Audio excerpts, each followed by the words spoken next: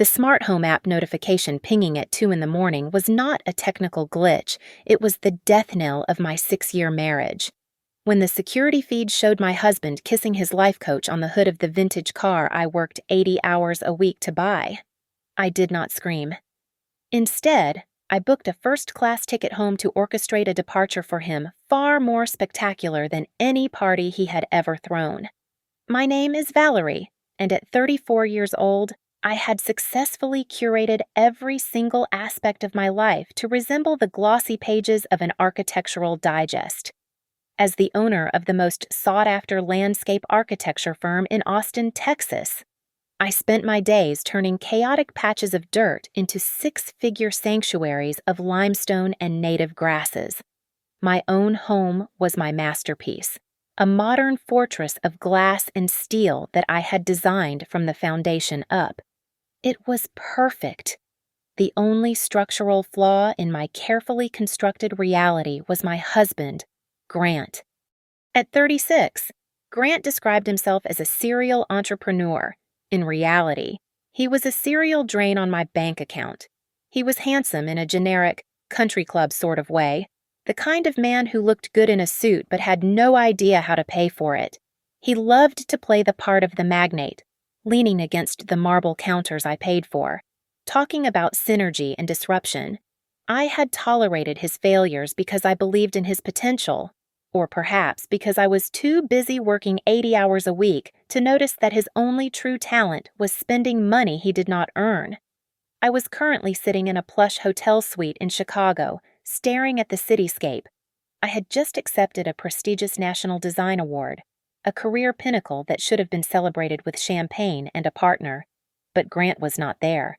He had stayed behind in Austin, claiming he had a critical strategic meeting for his latest vaporware project that simply could not be rescheduled. I really need to nail this. Val, he had told me over the phone, his voice dripping with faux sincerity. It's for us, for our future. I had wanted to believe him, even though the notification on my phone earlier that week regarding a $300 charge at a trendy lingerie boutique on his supplementary card suggested his strategy involved lace rather than spreadsheets. I had pushed the suspicion down, focusing on my acceptance speech. Then the phone buzzed on the nightstand. It was 2 in the morning. Motion-detected garage. Southwest entry. My heart did not race. Instead, a cold, clinical calm washed over me. The security system I installed was state-of-the-art, sensitive enough to detect a stray cat but programmed to alert me only for significant movement. I picked up the phone and opened the app. The video feed loaded with crystal clarity. Grant was not in a meeting. He was stumbling through the side door of our garage, his arm wrapped tight around the waist of a woman I recognized instantly. Sienna. She was the life coach he had mentioned a few times, a woman he claimed was helping him unlock his alpha mindset. "Oh, Grant, this place is—" "It's massive," Sienna cooed, her voice tinny through the phone speaker. She spun around, taking in the space. "It's all mine. Babe," Grant said, his voice slurring slightly. "Designed it myself. Every inch." I watched in silence as he lied about my work, my house, my life. But the rage truly hit when he guided her toward my pride and joy, my 1965 vintage convertible, restored to mint condition. "Hop up," Grant said, lifting her by the waist. "Are you sure it looks expensive?" Sienna giggled, feigning hesitation. "Don't worry about it. It's just a car." He hoisted her onto the hood. I saw the rivets of her jeans scrape against the custom cherry red paint job that had cost me $5,000 and months of waiting. They began to kiss, sloppy and urgent. Right there on the machine I treated with more respect than Grant had ever treated me. A normal wife might have tapped the microphone button and screamed. A normal wife might have called his cell phone to interrupt them. I did neither. I was a businesswoman, and I was watching a liability damage my assets. I tapped the screen and hit record, ensuring the footage was saved locally and backed up to 3 different cloud servers. I watched for another minute, cataloging every infraction, Every lie, every scratch on the paint. Then I closed the app. I dialed my personal assistant immediately. Valerie. Her voice was thick with sleep. It's 3 in the morning here. I know, I said, my voice steady and sharp as a drafting knife. I need you to book me on the first flight out of O'Hare back to Austin. I don't care if you have to buy every seat in first class. Is everything okay? Did something happen with the award? The award is fine. I just have some trash to take out at home, I replied. Also, pull the files on my liquid assets and get the latest appraisal on the house. I need to know exactly what the net worth is before I cut him off. Consider it done, she said, sensing the tone that meant war. I hung up the phone and walked to the window, looking out at the Chicago lights. I did not cry. Crying was inefficient. I started doing the math in my head, calculating alimony, property division, and the cost of a very good locksmith. Grant thought he was having a party. He had no idea he was attending his own funeral. The 4 hours in the air between Chicago and Austin were a crucible. When the plane first descended, I stared out the window with a lump in my throat so painful I thought I might choke on my own grief. I kept seeing the image of Grant's hand on her waist, the way he looked at her with the adoration he had stopped showing me years ago, but somewhere over Missouri, the tears dried up. The sorrow hardened into something jagged and heavy in my chest. It was no longer sadness. It was a cold, high-tensile rage. I paid for the in-flight Wi-Fi and messaged Harper immediately. Harper was not just my college roommate. She was the most vicious divorce attorney in the state of Texas. I need you to draft the papers. Harper, I typed, my fingers hitting the keys with lethal precision. Full custody of assets, and I need a restraining order ready to file. Infidelity, financial misconduct, emotional abuse.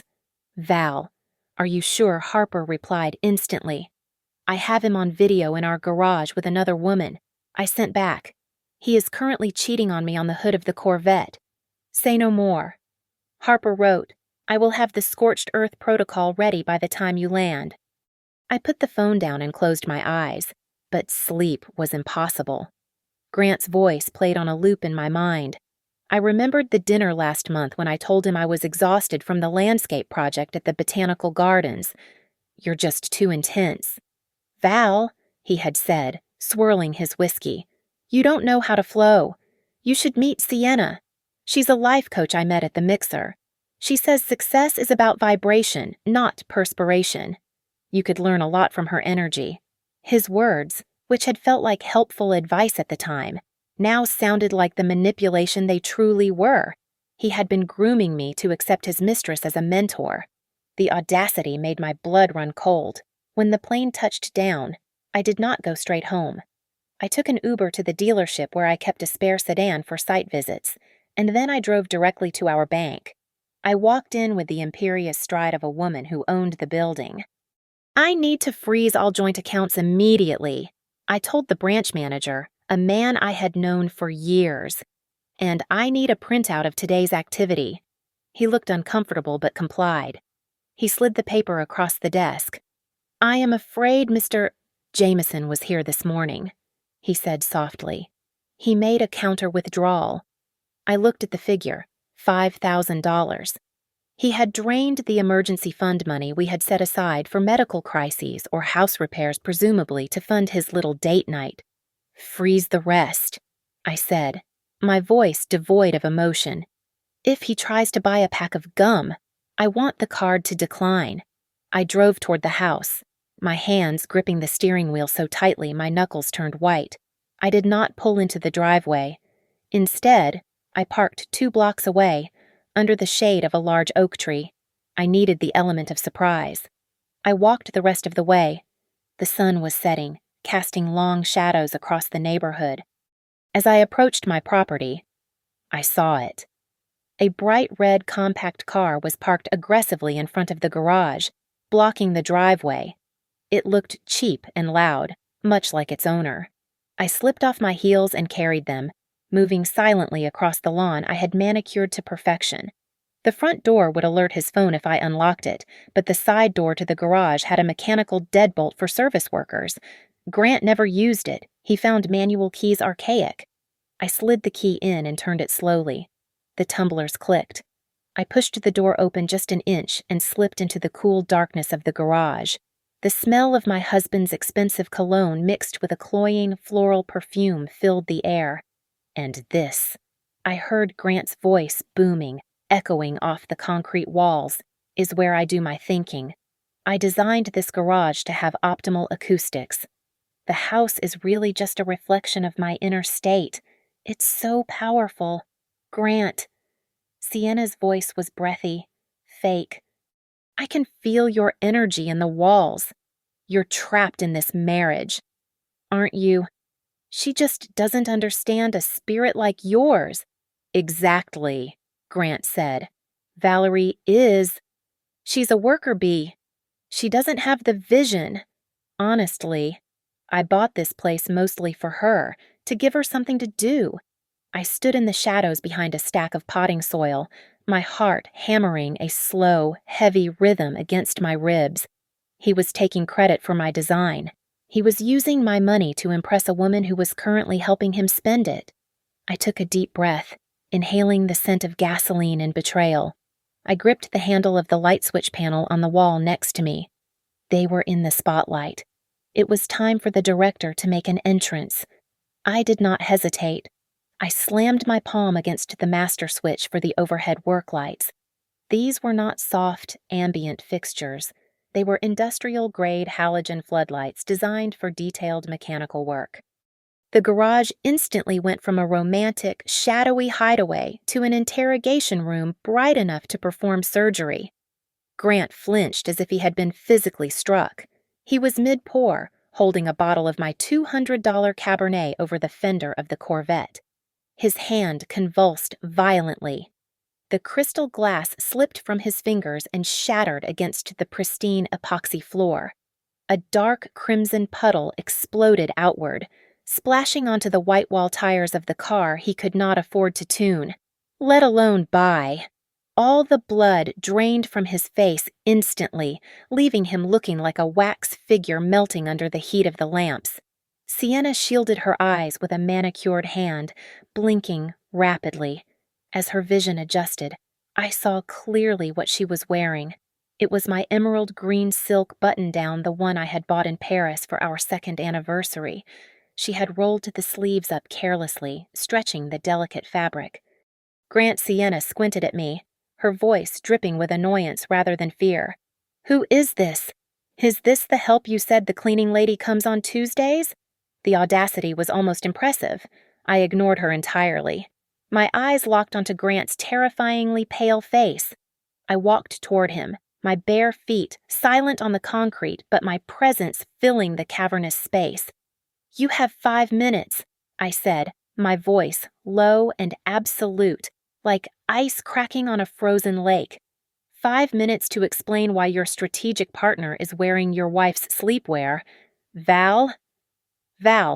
Wait, you're supposed to be in Chicago." Grant stammered. He looked from the broken glass to me, his hands shaking uncontrollably.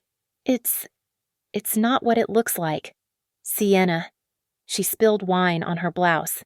"It was an accident. I was just being a gentleman. We were just celebrating the new project launch." Celebrating. I let out a dry, sharp laugh that echoed off the metal walls. I raised my hand and pointed a finger directly at the black dome mounted in the corner of the ceiling. "I watched your project from start to finish last night. In 4K resolution. I saw exactly what you were celebrating." Grant's eyes followed my finger. He saw the blinking red light of the active camera. His jaw went slack. The excuses died in his throat. Sienna, finally realizing she was not speaking to the maid, suddenly looked very small. Her face turned an ashy shade of gray. I need to get my things," she muttered, turning toward the door that led into the main house. I stepped sideways, blocking the path with my body. I did not touch her, but the look in my eyes made her freeze in her tracks. You are not setting one foot back inside my house. I commanded. You leave now, and you take nothing but the stolen shirt on your back. But my purse. My keys are on the kitchen counter. Sienna whined, looking at Grant for help. Grant took a step toward me, reaching out his hand as if to grab my shoulder. Valerie, please. Stop this. You're being irrational. Let's just go inside and talk like adults. I took a sharp step back, recoiling from his touch as if he were contagious. Do not touch me, I hissed. If that woman is not off my property in 30 seconds, I am calling the police. I will press charges for trespassing and breaking and entering. Do you want your clients to see your mugshot on the morning news? Sienna did not wait for Grant to defend her. She looked at the phone in my hand, then at the open garage door. She scrambled past the vintage car, her bare feet slapping against the concrete, and bolted out into the driveway toward her red compact car. Grant stood paralyzed in the center of the garage. He was left alone, surrounded by the stench of spilled wine and the wreckage of his lies, looking pathetic under the harsh, unforgiving glare of the lights I paid for. Get inside, I said, pointing toward the open door. You have exactly 10 minutes to pack your essentials. Whatever is not in a bag when the timer on my phone goes off stays here and goes into the incinerator. Grant stared at me, his eyes wide and wet, attempting to summon the charm that had worked on me for half a decade. He took a step forward, reaching for my hand. Val, baby, come on. We have been married for 6 years, he pleaded, his voice cracking. You cannot just throw me out like this. You know how much pressure I am under with the startup. I am stressed. Val, I just needed a release. It was a moment of weakness.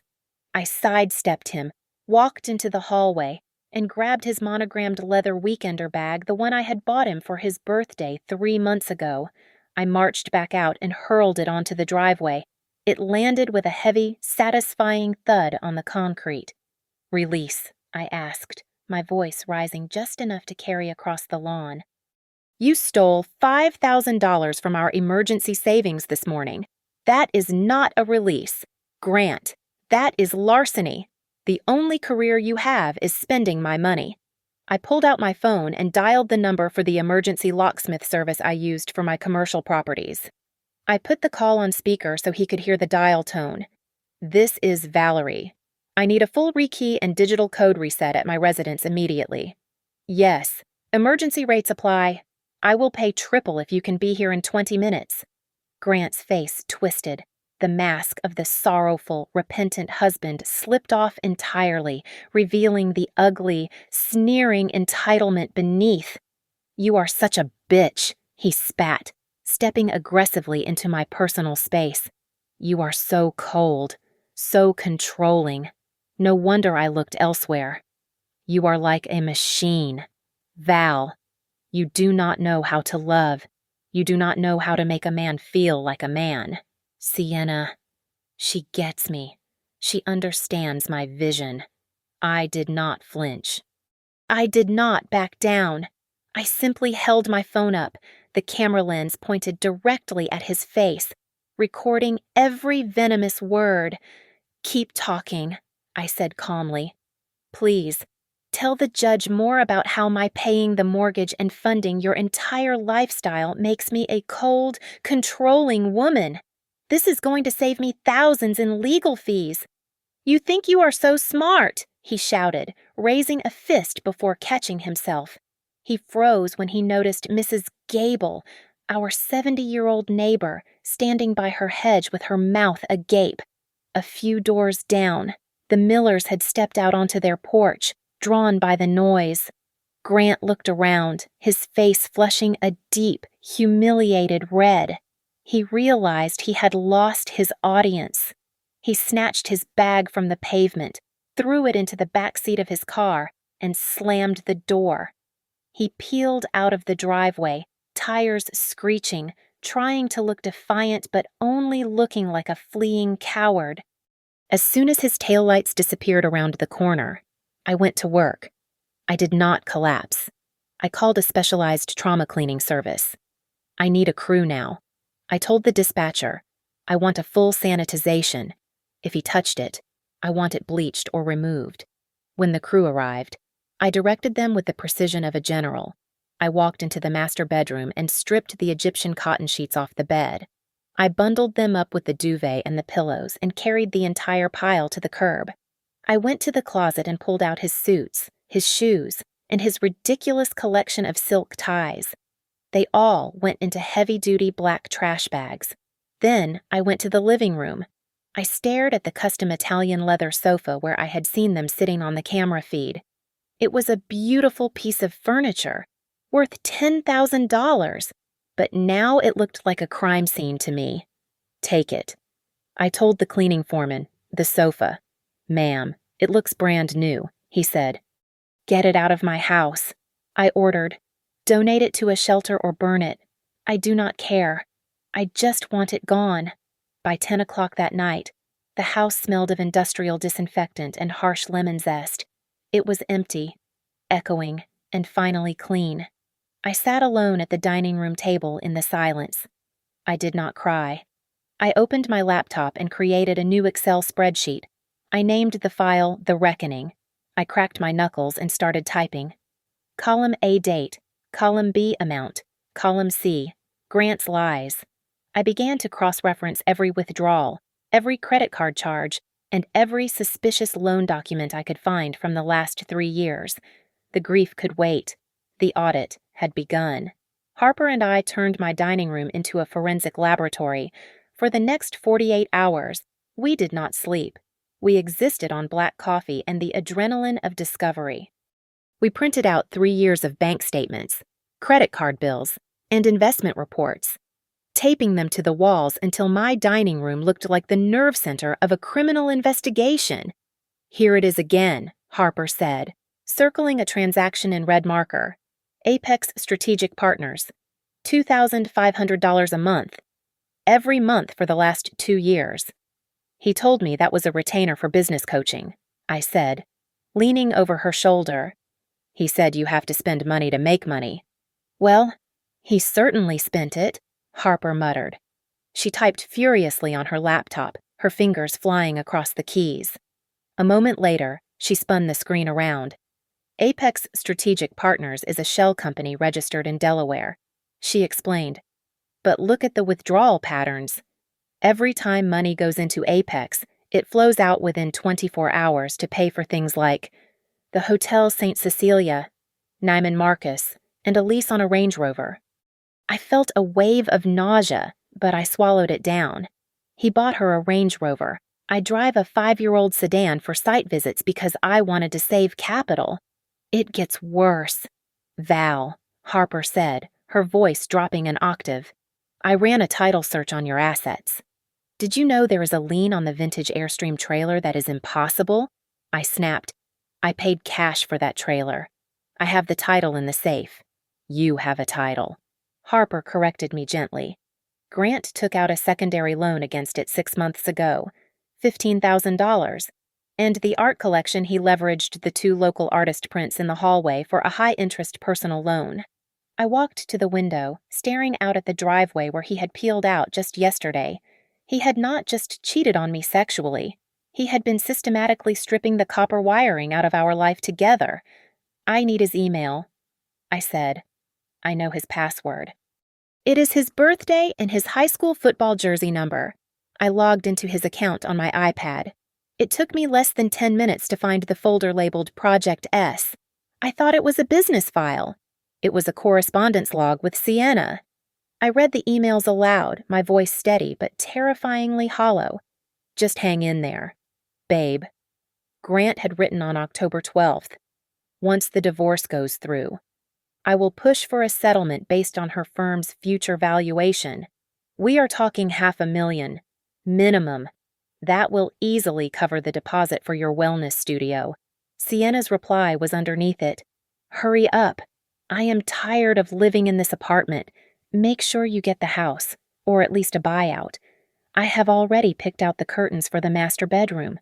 She knew. I whispered. She is not some innocent girl he swept off her feet. They were conspiring.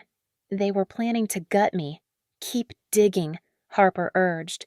We need the nail in the coffin. I found it in a PDF attachment sent to a lender called Quick Cash Capital. It was a loan application for $50,000. At the bottom of the last page was a signature, Valerie Jameson. I stared at the ink. It was a good attempt, but the loop on the V was too wide, and the slant was slightly off. That is not my signature, I said, pointing at the screen. Harper adjusted her glasses and leaned in close.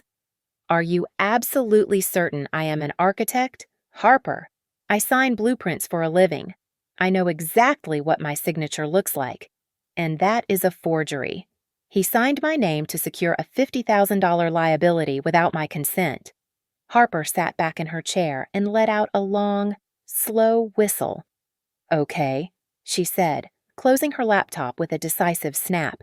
This changes the game. We are no longer looking at just a divorce case. Val, this is fraud. It is forgery. If we hand this over to the district attorney, Grant is not just looking at alimony payments. He is looking at 3 to 5 years in a federal penitentiary. I looked at the wall covered in red ink, at the evidence of his betrayal mapped out in dollars and cents. I want to sue him. I said, I want to sue him for everything. The fraud, the emotional distress, the theft. We can do that. Harper agreed, but if we go nuclear now, he might run. Or he might try to destroy evidence. No, I said. A plan forming in the back of my mind, a plan far more satisfying than a simple lawsuit. We need to hit him where it actually hurts. Grant does not care about jail. He is too delusional to believe he would ever actually go, but he cares about his image. He cares about being seen as the big, successful man. I turned to Harper, a cold smile touching my lips for the first time in 2 days. He wants a settlement, I asked. I am going to give him a settlement he will never forget. 2 days later, my receptionist buzzed me with a tone of panic that usually signaled a code enforcement officer or a structural failure. Mrs. Jameson is here, she whispered. The older one. She is screaming about her baby boy being homeless. I sighed and rubbed my temples. My mother-in-law, Joyce, had arrived before I could tell the receptionist to call security. The double glass doors of my office swung open. Joyce stood there, clutching her pearl necklace as if she were clutching the last shred of her family's dignity. She was a woman who believed that ignoring a problem was the same thing as solving it, and she had clearly decided I was the problem to be ignored. You heartless woman, Joyce shrieked, ignoring the 3 junior architects staring at her from their drafting tables. Grant called me from a motel on the interstate. A motel. Valerie. It has outdoor corridors. He said you threw him out like a stray dog. How could you be so cruel? I stood up slowly, smoothing the front of my silk blazer. Hello, Joyce. I see Grant left out the part about why he is staying at the Motel 6. He told me everything she insisted, marching up to my desk. He told me he made a mistake, a small, momentary lapse in judgment because he was lonely. You are always working, Valerie. A man has needs. A man needs a wife who supports his vision, not one who emasculates him with her ambition. I stared at her. The misogyny was so vintage it almost belonged in a museum. He is under so much pressure with his startup, Joyce continued, her voice trembling with indignant tears. He is trying to build an empire for you, and you punish him for finding a little comfort. You should be standing by him. That is what a good wife does. I walked around my desk and gestured toward the conference room adjacent to my office.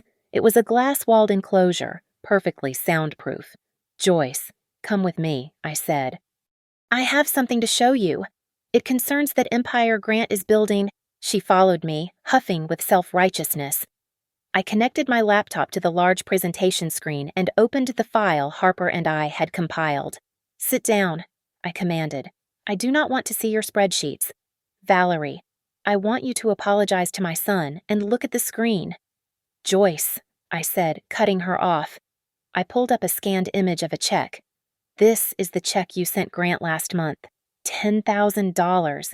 You told him it was from your retirement fund to help with his server costs. Correct. Joyce stiffened. Yes. I believe in my son.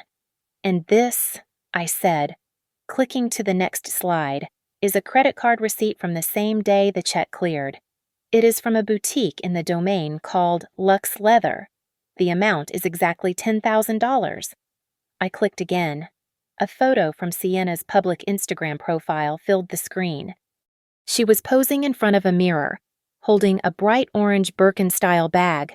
The caption read, "Thank you to my angel investor for believing in my style. Blessed, that is your retirement money." Joyce, I said, my voice dangerously calm. Your son did not buy servers. He bought a handbag for the woman he was having sex with in my garage. Joyce's mouth opened, but no sound came out. She looked from the check to the receipt, and then to the photo of the smiling mistress. The color drained from her face, leaving her looking old and frail. There is more, I said, clicking through the slides. Here is the $5,000 you sent for marketing in January. That went to a spa weekend in Cabo. Here is the $3,000 for legal fees. That bought Sienna a new wardrobe. Joyce slumped in her chair. The reality of her son's grift was finally piercing through her maternal delusion. She had not been funding a startup. She had been funding his infidelity. You have a choice to make right now, I told her, leaning my palms on the mahogany table. You can keep screaming at me and defending him.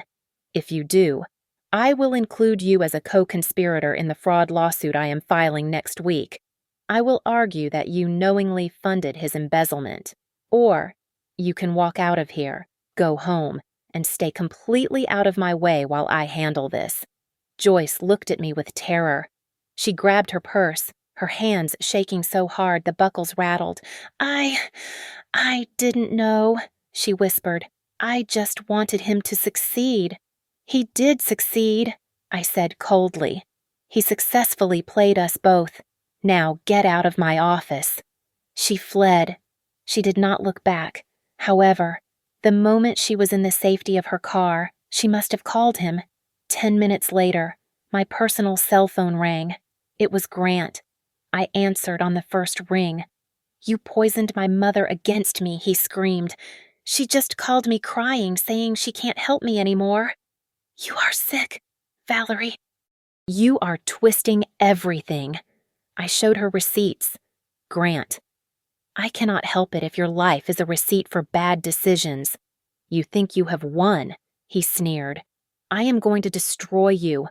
I will go on social media. I will tell everyone you were abusive. I will tell them you emotionally manipulated me for years and drove me into the arms of another woman. I will ruin your reputation in this town. Who are they going to believe, the cold, career-obsessed bitch or the suffering husband? I laughed. It was a genuine laugh of disbelief. Go ahead. Grant, I said cheerfully. Post whatever you want. Write a blog. Make a video. Because the second you do, I will release the security footage from the garage. I will post the video of you and Sienna in full high definition, including the part where you beg for forgiveness and blame her for everything. I wonder how your brand will survive that. There was dead silence on the other end of the line. All I could hear was his heavy, panicked breathing. I didn't think so. I said, do not call me again unless it is through a lawyer. I ended the call and blocked his number. Then, I buzzed my assistant. Bring me the landscape plans for the Henderson project. I said, I have work to do. On Wednesday afternoon, a desperate email landed in my spam folder. Since I had blocked Grant's number, he had resorted to the only channel left open to him. The subject line read, Please Val. It is a matter of life and death. I opened it, expecting a medical emergency. Instead, I found a flyer attached. It was a digital invitation, dripping in gold font and faux spirituality, inviting Austin's elite to the exclusive launch of Sienna Spirit, A New Path to Abundance. The venue listed was not a hotel ballroom or a rented event space. It was the Jameson Estate, my address, my home, I read the text of his email. Grant was not dying. He was drowning in his own hubris. He had promised Sienna and a roster of 50 local influencers and potential investors that the launch would be held at his million-dollar private residence. The event was this Saturday. If he canceled, his fragile reputation as a successful entrepreneur would shatter completely. "Val, please," he wrote. "I know I messed up, but I promised these people. If I pull the plug now, I am ruined. Just let me have the house for one night. 4 hours. That is all I ask. If you do this for me, I swear I will sign whatever divorce papers you want on Monday morning. Uncontested. You keep everything. Just save me this one time." I forwarded the email to Harper. Her phone call came 30 seconds later. "Absolutely not," Harper said, her voice sharp. "Valerie, do not even consider it. You have the upper hand. Let him crash and burn. If you let him back into that house, he might establish tenancy again or damage the property. He is going to crash and burn." "Harper," I replied, staring at the invitation on my screen. "But if I just say no, he fails in private. He spins a story about how I was vindictive and canceled his venue last minute. He gets to play the victim." "So what are you suggesting?" Harper asked warily. "I am suggesting we let him hang himself," I said. "I will let him have his party. But he has to sign a binding agreement first. Draft a confession of judgment. I want him to admit to the debts, the forgery, and waive any claim to the house, the cars, and my business. Tell him if he signs it now, he gets the keys for Saturday night. You are playing with fire," Harper warned. "No," I said, smiling at my reflection in the office window. "I am just lighting the fuse." I met Grant at a coffee shop downtown the next morning. He looked terrible. His designer shirt was wrinkled, and he had dark circles under his eyes. When I slid the thick stack of legal documents across the table, he did not even read them. "This grants you access to the property from 4 in the afternoon until midnight on Saturday." I explained coldly. "In exchange, you are acknowledging that the $50,000 loan and the credit card debt are yours alone, and that you forfeit all marital assets." "Fine. Whatever," Grant said, his hand shaking as he grabbed the pen. "I just need the house. Sienna has invitees coming from Dallas and Houston. This is huge for us." He signed his name on the dotted line, page after page, without glancing at the annexes. He missed the clause where he explicitly admitted to the forgery. He missed the section where he waived his right to contest the validity of the document later. He was so focused on saving his face for the weekend that he signed away his entire future. "Thank you, Val," he said, trying to look relieved. You are doing the right thing. We can end this amicably."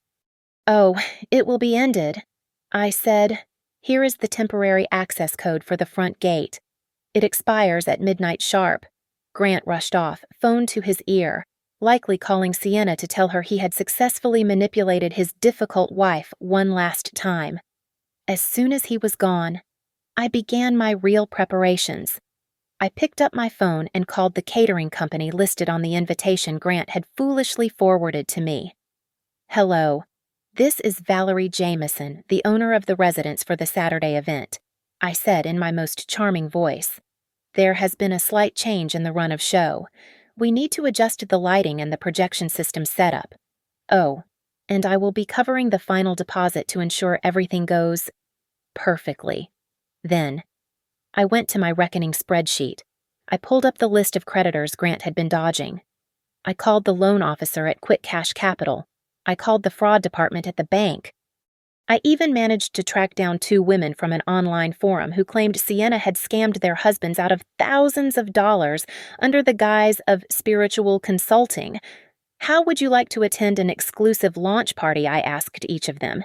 "There will be free champagne and a chance to confront the man who owes you money." By Friday evening, the stage was set. Grant thought he was hosting a coronation. He had no idea he was walking into a public execution.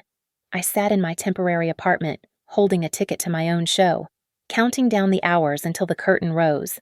I spent the day of my husband's social execution getting a hot stone massage, while Grant was frantically running around my property trying to inflate balloons and his own ego. I was lying face down on a heated table, having the tension kneaded out of my shoulders. I turned my phone off completely. I wanted him to sweat. I wanted him to think I had abandoned the house to him, that I had retreated in defeat. By 5 in the afternoon, I was seated in the back corner of a coffee shop 3 blocks from my house, a vanilla latte steaming in front of me and my iPad propped up on the table. I opened the security app. It was better than any reality television show. Grant and Sienna looked ridiculous. He was wearing a velvet tuxedo jacket that was far too hot for a Texas afternoon, and she was draped in a sequined gown that looked like a disco ball had exploded. They were strutting around my patio, barking orders at the catering staff I had secretly spoken to earlier. Careful with that tray, I heard Grant snap through the patio microphone. That is imported limestone. If you scratch it, it comes out of your tip. The vibe needs to be higher. Sienna complained to a terrified waiter. We need high-vibration champagne glasses. These look heavy. Guests began to trickle in around 6. These were the influencers Grant was so desperate to impress people who took photos of their food before tasting it and used words like synergy, unironically. I watched as Grant greeted them, sweeping his arm across the horizon of my garden. "Welcome to the Jameson estate," Grant boasted, his chest puffed out. Yes, I designed the landscaping myself. I wanted the flow between the interior and exterior to feel organic. I took a sip of my latte and opened my smart home control panel. It was time to play. Let's see how organic you feel at 55 degrees. I whispered. I tapped the thermostat control for the main living area and the patio heaters. I set the indoor temperature to the lowest possible setting and disabled the outdoor heating units. On the screen, I watched the subtle shift. Within 20 minutes, the women in strapless dresses began to rub their arms. The men adjusted their collars. Grant was still holding court, oblivious to the fact that his guests were slowly freezing. "It is a bit chilly, isn't it?" one investor asked, looking at the vents. "Just crisp air." Grant laughed nervously. "Keeps the mind sharp." Next, I tabbed over to the electronic locks. My house had 3 bathrooms on the ground floor, all equipped with smart privacy locks. With 3 rapid taps, I engaged the deadbolts on all of them from the outside. I watched with delight as a woman in a red dress tried the handle of the powder room, frowned, and moved to the next one. Locked. She tried the third. Locked. She whispered something to her husband, looking distressed. A line began to form. People were shifting uncomfortably, holding their champagne glasses but afraid to drink any more. Grant, the bathroom seemed to be stuck. I heard Sienna hiss. "That's impossible," Grant muttered, jiggling a handle. "Must be a sensor error. Just tell them to hold it." It was time for the keynote speech. Grant climbed onto the small stage he had erected over my prize-winning azaleas. He tapped the microphone. "Ladies and gentlemen," he bellowed, "welcome to the future. Sienna is going to show you how to unlock your true worth."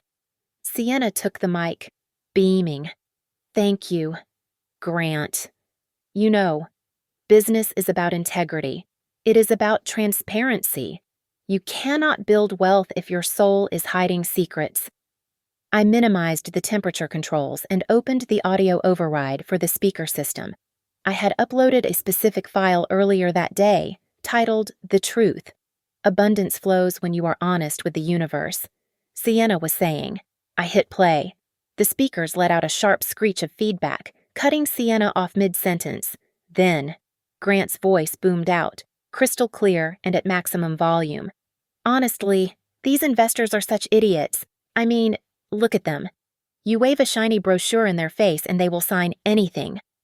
They are just a bunch of rich idiots who want to feel special. I could sell them sand at the beach." The recording cut out. The silence in the garden was absolute. It was heavy, thick, and suffocating. 50 pairs of eyes turned to Grant, the investors, the ones he had called rich idiots. looked like they were ready to commit murder. That was a deep fake, Grant stammered, his face turning purple. AI. It was AI. Someone is hacking us. It sounded exactly like you. Grant. A man in the front row said, his voice cold. Sienna stood frozen on stage, the microphone dangling from her hand like a dead flower. The guests began to murmur, a low rumble of anger and confusion. I closed my iPad and stood up. I smoothed my dress, checked my reflection in the window, and walked out to the parking lot. I climbed into my car and drove the 2 minutes to my house. As I pulled up to the main gate, I saw the confusion through the wrought iron bars. I honked the horn long and loud. The gate swung open slowly. I drove my sedan up the long driveway, the headlights cutting through the twilight, arriving just in time for the finale. I stepped out of the back seat of my sedan, flanked by 2 uniformed police officers and Harper, who was clutching a thick leather binder. I was wearing a pristine white tailored suit that stood out starkly against the evening darkness. I did not storm the gates. I glided through them. The silence that had fallen over the garden following the audio recording was still heavy in the air, broken only by the sound of my heels clicking rhythmically on the flagstone path. I walked straight to the stage. Grant stood there, his mouth opening and closing like a fish out of water. Before he could stammer out a defense, I reached out and took the microphone from his limp hand. I did not yell. I did not scream. My voice was calm, welcoming, and terrifyingly polite. "Good evening, everyone," I said, my voice projecting clearly over the speakers. "I must apologize for the interruption and the temperature. There seems to be a slight confusion regarding the hosting of tonight's event. My name is Valerie Jameson. I am the sole owner of this estate. And unfortunately, Mr. Jameson and Ms. Sienna are holding this gathering without the proper authorization or funds." A gasp rippled through the crowd. I pulled a small remote from my pocket and pointed it at the massive projection screen behind me, which was still displaying Sienna's logo. "If you will look at the screen," I continued, "I have prepared a more accurate presentation of the financial opportunity you are all being pitched tonight." I clicked the button. The screen flashed. Gone were the stock photos of beaches and luxury cars. In their place appeared a high-definition scan of the document Grant had signed yesterday. "This is a confession of judgment signed by Grant 48 hours ago," I explained, narrating the slide like a corporate quarterly review. In it, he admits to forging my signature to secure $50,000 in high-interest loans. He admits to stealing from our joint accounts. And here is the restraining order filed against him for domestic disturbance and financial fraud. I clicked again. A spreadsheet appeared, listing his debts in bold red numbers. As you can see, the millionaire standing before you currently has a net worth of negative $140,000. The garden erupted into chaos. This was the signal my special guests had been waiting for. A man in a gray suit, a representative from one of the predatory lenders Grant had used, stood up from the back row. "He told us he had collateral," the man shouted, waving a paper. "Grant, where is my money?" Next to him, a woman I had flown in from Dallas stood up and pointed a shaking finger at Sienna. "That is her," she screamed. "That is the woman who called herself a spiritual advisor and scammed my father out of his pension. She is a fraud." Sienna looked around wildly, her face pale. She tried to step off the stage to blend into the crowd, but the guests recoiled from her, creating a circle of isolation. Grant, realizing his entire facade had crumbled into dust, snapped. His face twisted into a mask of pure, unadulterated rage. He turned toward me, his hands curled into fists. You set me up," he roared. "You ruined everything." He lunged at me, trying to snatch the microphone back. "Officer," I said calmly into the mic, not moving an inch. The 2 police officers stepped onto the stage instantly, intercepting him. One of them grabbed Grant's arm and twisted it behind his back. "Mr.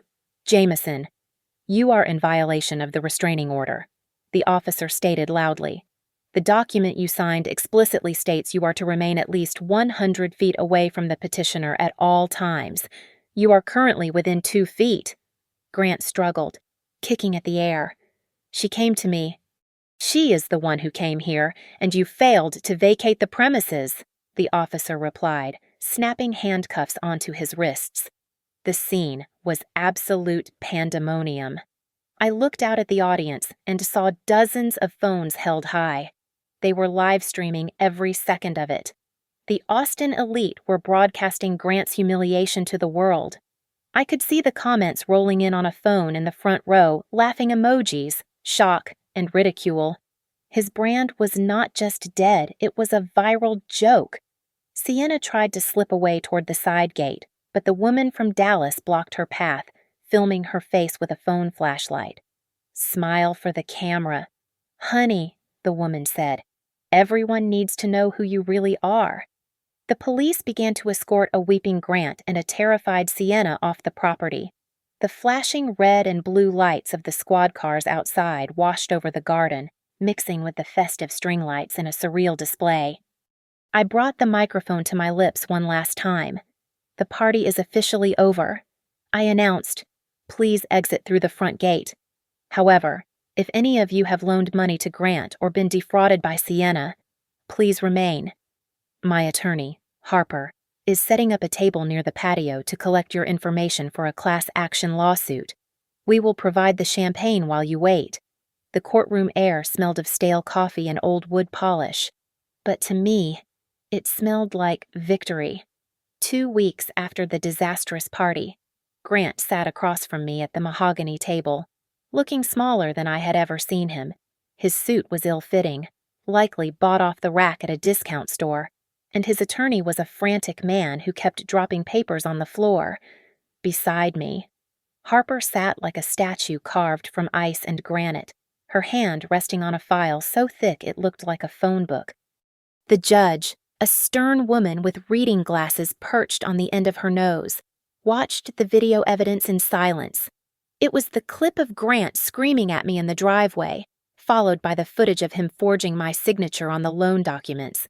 When the screen went black, she took off her glasses and looked directly at Grant. "Mr. Jameson," the judge said, her voice echoing in the silent room. "In my 20 years on the bench, I have rarely seen such a flagrant disregard for marital trust and financial law. You are not a victim here, but, Your Honor, I contributed to the household. I have potential," Grant stammered, sweat beading on his forehead. "You contributed debt and deceit." The judge cut him off sharply. "My ruling is final.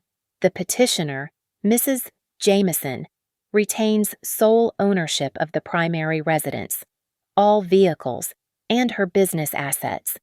You are ordered to repay the $50,000 obtained through fraud, plus 100% of Mrs. Jameson's legal fees." Grant slumped in his chair, burying his face in his hands. He left that courtroom with absolutely nothing but the debt he had created. As for Sienna, her loyalty lasted exactly as long as Grant's credit score. The moment the verdict was public, she blocked his number and tried to pivot to a new target in Dallas. Unfortunately for her, the internet never forgets. The live stream from the party had gone viral, and comment sections everywhere were warning potential suitors about the manifestation queen who manifested other people's husbands. I did not waste time celebrating immediately. I had work to do. I drove straight home and called a demolition crew. I could not stand to look at the garage anymore. It was the scene of the crime, the place where my illusion of a happy marriage had died on the hood of a Corvette. "Gut it," I told the foreman. "I want everything gone. The walls, the floor, the ceiling. Take it down to the studs." Over the next 3 months, I transformed that dark, oil-stained garage into a sanctuary. I replaced the solid walls with floor-to-ceiling impact glass. I installed skylights that flooded the space with natural light. It was no longer a place to park cars. It was my new design studio, a space for creation rather than deception. Grant. Meanwhile, found his level. With his reputation in ruins and creditors chasing him, he could not get a loan for a pack of gum, let alone a startup. I heard through a mutual acquaintance that he was working manual labor at an Amazon distribution center, packing boxes for 12 hours a day to pay off his garnishments. He was living in a studio apartment above a laundromat, a far cry from the architectural masterpiece he used to pretend he owned. On a crisp Friday evening in November, I hosted a real party in my new glass studio. There were no influencers, no fake speeches, and definitely no warm champagne. It was just my staff, my close friends, and the people who had actually supported me. Valerie, this space is incredible, a deep voice said behind me. I turned to see Arthur Sterling, one of the wealthy investors who had been in the front row at Grant's disaster launch. Mr. Sterling. I smiled, offering him a glass of vintage red. I am surprised to see you. I thought my husband scared you away for good. On the contrary. He chuckled, taking the glass. I was impressed. I need an architect for a new resort project in the hill country. I need someone who values structural integrity and knows how to handle a crisis. I think you are the only woman for the job. I shook his hand, securing a contract that was worth more than Grant had spent in our entire marriage. Later that night, after the guests had left, I stood alone in the garden. I looked through the glass walls of my studio, glowing warm and bright against the night. I took a sip of wine and looked down at the flower bed where Grant had once stood on his ego trip stage. The flowers were blooming beautifully now that the heavy plywood platform was gone. I realized then that gardening and life were not so different. You can have the best soil, the best light, and the best plans, but if you let the weeds take root, they will choke out everything beautiful you have grown. Grant was just a weed. I had finally pulled him out by the roots, and for the first time in years, my garden was free to thrive. Thank you so much for listening to my story and walking this journey of justice with me. Please comment below and tell me where you are listening from. I would love to hear your thoughts on how I handled Grant. Don't forget to subscribe to the Lily Revenge Stories channel, like this video, and smash that hype button so more people can hear this story.